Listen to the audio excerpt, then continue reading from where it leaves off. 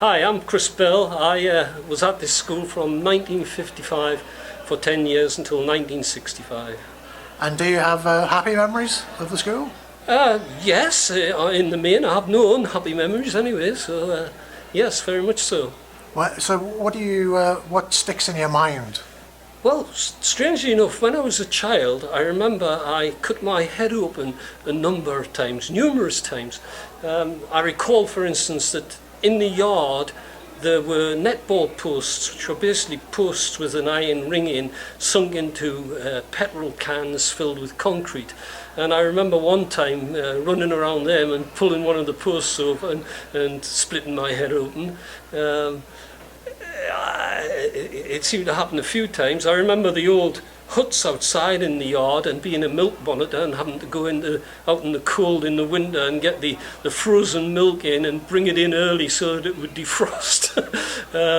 What about things like school dinners? Did you have school dinners? I did have school dinners. I used to live in Crawford Towers, born in Crawford Towers, just sort of 10 minutes down the road, but I did have school dinners.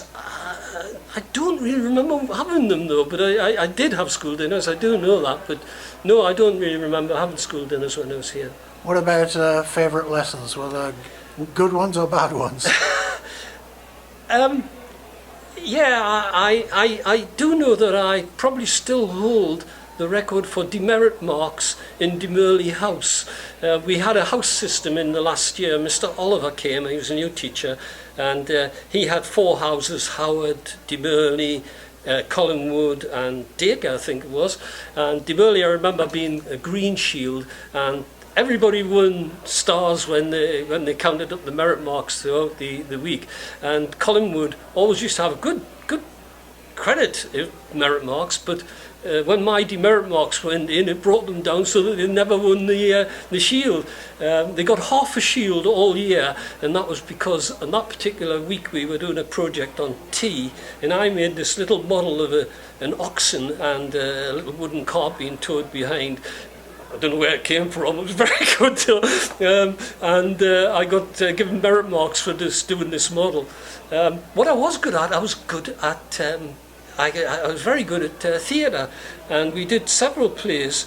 In fact, I kissed my first girl from this school. I was Prince Charming, and she was Cinderella, a girl called Pamela Wilson. Yeah, it was, I remember being in the classes that looked over the main nave one, and the Queen coming past a couple of times and going out and waving at the Queen and things like that.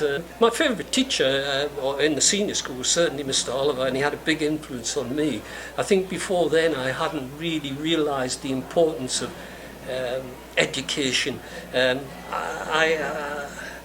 I couldn't see the use for times tables and spelling. It didn't see why it had to be correctly spelt, and he took me under his wing a little bit, and I think he sort of taught me to start thinking more about education, which I did after I left here, although unfortunately by then I'd failed my 11 plus and went to a secondary school.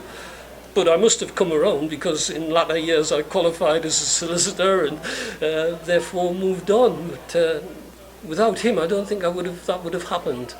And what about making friends at school? Did you make a lot of friends? Oh yes, I mean, I still, although I've been away from Morpeth for the last 10, 12 years, there are still people like my namesake Michael Bell. I remember there were 3 Bells in our class, Michael, David and myself, and we were ding dong twang, and I know I was dong because I was the one who sat in the middle. I don't know about Mickey and David, which one was which there, but there were the 3 of us in that class. But yeah, everybody was quite friendly.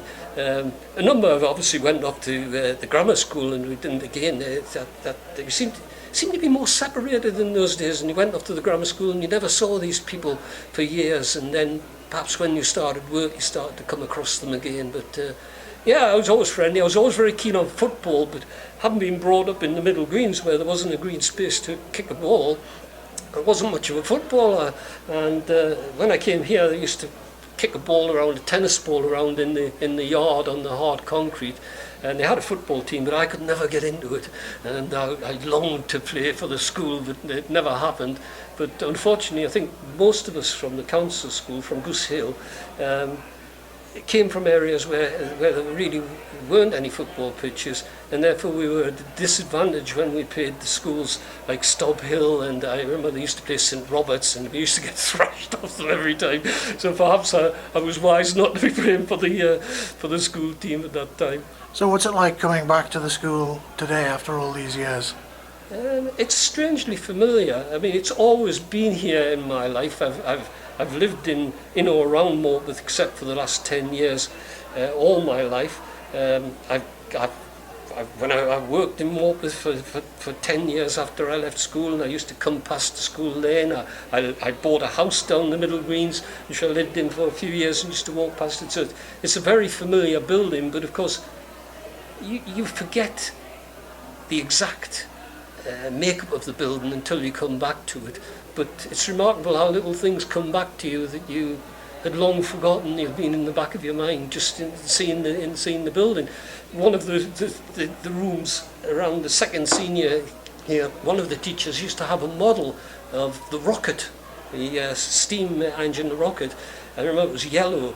Mr. Jackson, I think he was called, and it was up on the mantelpiece, on the windowsill rather, and he used to guard that model. If you went anywhere near that model, you were going to get hollered at. You know? But I always used to envy him, that model. I used to think it was a wonderful thing. I wonder what happened to it. Never mind. It's not there any longer anyway. No, it's not there now.